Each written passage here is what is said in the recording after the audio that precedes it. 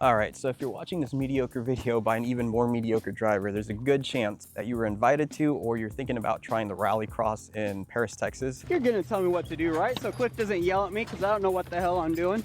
Could be the blind lead blind. Specifically Cars and Canines. But for sure, check out your local event for anything that might be different than what I go over today. I'm gonna try to break up the video into the experience that you need, the cars, the track itself, and at the end, also provide kind of a point of view. It'll make for at least a good checklist of what you need to do before heading out there. If there's anything you could take away from this video, it's just show up. Don't judge me on my driving, please. Mediocre, remember? We have a bunch of drivers out there that are willing to give you ride-alongs. That first lap you take or the parade lap that you go on usually calms all your worries. You'll see that it's not as bad as it looks like in some of the highlights you might see online. It's not some kind of Travis Pastrana or Colin McRae driving through the woods. There's no obstacles. Now, that being said, while this is one of the best ways to get into motorsport, it is exactly that, a motorsport. And just like with any other sport, there are risks. You can minimize those risks by following all the requirements like wearing your helmet, making sure your tires are properly inflated to the right PSI so that they don't DB, making sure that your vehicle is in fact shorter than it is wider, and just following basic safety precautions. There's rules for that. Definitely go to the safety meeting because that's where we're going to talk about the course layout for the day and any potential hazards, like if there is a rut or a specific turn you need to be aware of for the day. And of course, drive within the capability of your skill and vehicle. That straightaway is going to be tempting, but it means nothing if you go 90 miles per hour and you can't stop and turn safe. Follow common sense. As long as you're doing your part, this is one of the safest ways to get into racing. As far as requirements go, if you're gonna take a vehicle out there, the biggest thing is that it can't be taller than it is wider, and it has to be mechanically sound. There's rules for that. You don't want anything that's leaking oil or leaking coolant, putting that all over the track. We really wanna maintain the track. You just have to make sure it's safe.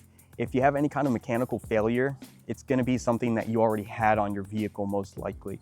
It won't necessarily create new problems for you, but any existing issues you have, you will definitely see come up there for sure. Don't worry about modified, prepared, the kind of wheels you have, the kind of tires. You can go into the weeds and there's always the best for what you're doing. My wheels aren't exactly the best for this. But honestly, when you're first going out there, you don't necessarily have to worry about that. Just don't take bald tires. Make sure the air pressure in your wheels is correct and you have a little bit of a higher air pressure than what it's supposed to have. That way you don't DB the tire. But again, don't worry too much about that. If you show up there, we'll let you know about these things. You see all kinds of vehicles out there. We have SUVs, we have my 2015 BRZ. In fact, the car behind me, it's not my rally vehicle. This is my daily actually. There's front wheel drive, there's rear wheel drive, there's all wheel drive, a bunch of different tire combinations, a bunch of wheel combinations, carbon fiber parts. Don't worry about a lot of that stuff. I mean, as you come out and you try things out, you'll kind of figure out what you might want for yourself if you do get a different vehicle. But more than anything, just come out and try it. Bring your family, bring your kids, bring anybody you want. Even if you're not in the vehicle, it's really cool to be there and spectate and watch. You're gonna hear a lot of noises. It might be a little bit intimidating at first, but honestly, a car like mine even, it's a little bit loud, all bark, it's no bite. The driver makes that car slow. The track is hard packed dirt. There's no rocks or anything. You don't have to worry about getting rock chips or hitting some kind of random curb or giant stones. Think of it more as driving on pavement that's got a bunch of dirt, not some kind of Jeep trail where you have to worry about overlandings or anything like that. It's nothing. But again, if my car can clear it, so can yours. So the point of view that I have here at the end, it makes for a good check. There's very little things you actually need to take with you, a helmet being one of them. There's rules for that. Again, if you don't have a helmet, don't worry about it. Just show up. I'll show you what I take. So as far as the day of goes, for the most part, everybody's gonna show up. Everybody's gonna kind of park wherever. You'll take everything out of your vehicle for safety reasons. You don't want something in the car that's loose, that's gonna fall underneath your pedal and then suddenly you don't have brakes. You're gonna line up for a parade lap. In this parade lap, you're gonna go around the track. You'll get a feel for the layout, whether it's counterclockwise, clockwise. We'll tell you about the cones. I'll show you about those cones in this video as well. So you see these, you turn into them, just don't hit them, or Cliff will yell at you.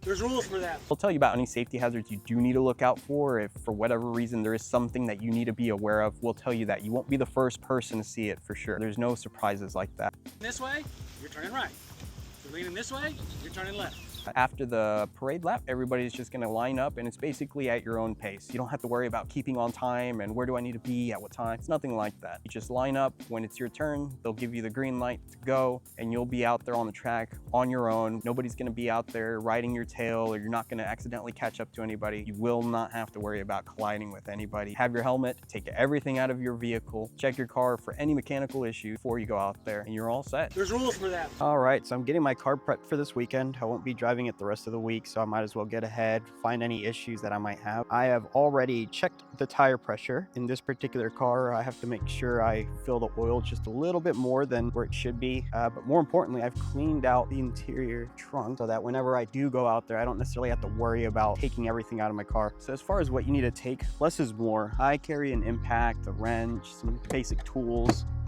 some rags, zip ties and duct tape, always need those. Gloves because I don't like to get dirty. A Ziploc baggie in case you lose something that you don't want to spill everywhere in your car. Less is more though. Remember, you have to take everything out of your vehicle when you're on the track. There's rules for that. The biggest hazard you're gonna have out there, since there's no trees, you're driving alone, all the stuff I already talked about. If something falls in your vehicle and gets underneath a pedal, or if you're distracted by something, that's where their biggest risk is gonna be. So take less. Take a chair if you need to, take an umbrella, probably shade from this Texas sun, but less is definitely more. Well, here's a small road I had to take to get to the track. Thankfully, the track is nothing like this, or I myself probably wouldn't be able to race it. All right, rally time. Just coming in here, finding any spot that's open. Looks like a few people have already showed up. Ooh, look at the yellow on that thing.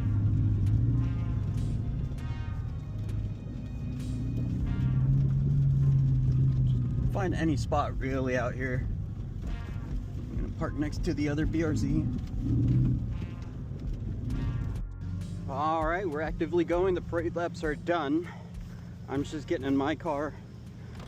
We're getting in line, and whenever it's your time, you go. As you can see, only one car is really out there at a time, so you don't really have to worry. These two cars are way more far apart than they're probably gonna look like on video.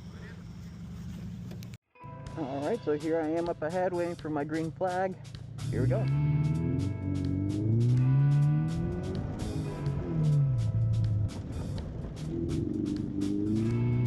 Oh man, this is really fun. Now on video, this might look really calm, it might look really chaotic. What I can say is that when you're out here, it's actually really fun. It's a lot more controlled than you'd think. And again, I don't think it looks all that great. But trust me, it's not bad. If I touch that cliff, will kill me. There's $6 right there. Another $6. There's rules for that. And just like that, we're done.